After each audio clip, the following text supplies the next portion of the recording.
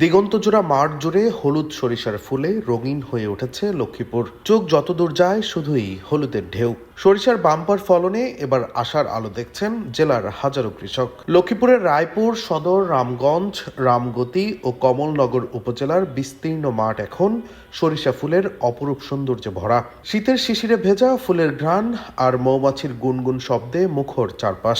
মনে হচ্ছে প্রকৃতি যেন নিজেই উৎসবে মেতেছে।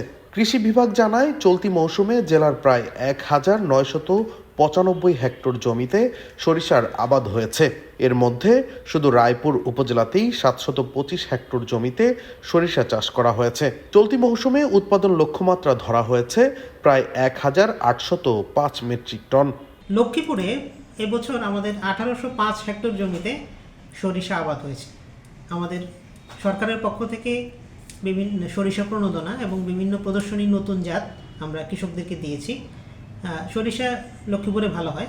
আমরা চাই যে একটা স্বল্পমেয়াদী ফসল হিসেবে আমন এবং বোরোর মাঝামাঝি সময়ে সরিষাটা চাষ করলে কৃষক লাভবান হতে পারে। এই জন্য আমরা কৃষকদেরকে পরামর্শ দিই এবং উদ্বুদ্ধ করে থাকি। কৃষকদের মতে অনুকূল আবহাওয়া, কম উৎপাদন খরচ এবং কৃষি বিভাগের বীজ ও সার সহায়তার কারণেই এবার সরিষার ফলন ভালো হয়েছে।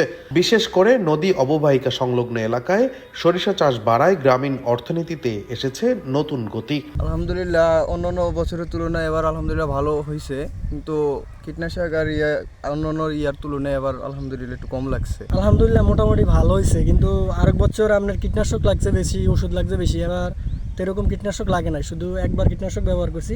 সরিষার ফলনটা ভালো হয়েছে, কিন্তু সার ওষুধ যদি একটু দাম কম হইতো তাহলে আমরা একটু বেশি দিতে চাইতাম, আমাকে ফলনটা আরও ভালো হইতো, আয় আরও বেশি করতে চাইতাম। এখন মনে করেন না কীটনাশকের দাম বেশি, আমরা কীটনাশক ওরকম না খাওয়াইতে চাইতেছি না টকিত। আর মনে করেন ফানিয়ে আগে ভাগে সরিষা ফালাইতে চাইতেছি না, একটা ফানি নিষ্কাস্টিংয়ের একটা ব্যবস্থা করে দেওয়া দরকার। 6 মাস দীর্ঘ 6 মাস আগে ফানি মনে করেন না এই ডুবেন না থাকে এই জমি। সরিষার তেল শুধু রান্নায় নয়, রয়েছে নানা ঔষধি গুণ। এর খৈল ব্যবহৃত হয় পশুখাদ্য হিসেবে, আবার জমির উর্বরতা বৃদ্ধিতেও কাজে আসে। এমনকি সরিষার গাছ জ্বালানি হিসেবেও ব্যবহৃত হয়। ডেস্ক রিপোর্ট, দৈনিক ডেস্টিনি।